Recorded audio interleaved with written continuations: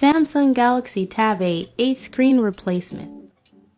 Today, a customer came in and said that his Samsung Galaxy Tab 8 wouldn't turn on after he found it under the seat of his car.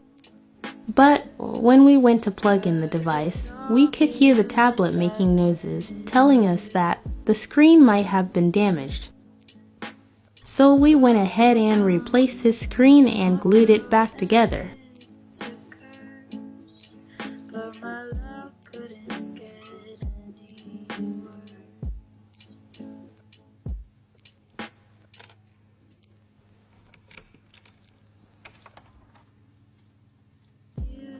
It as new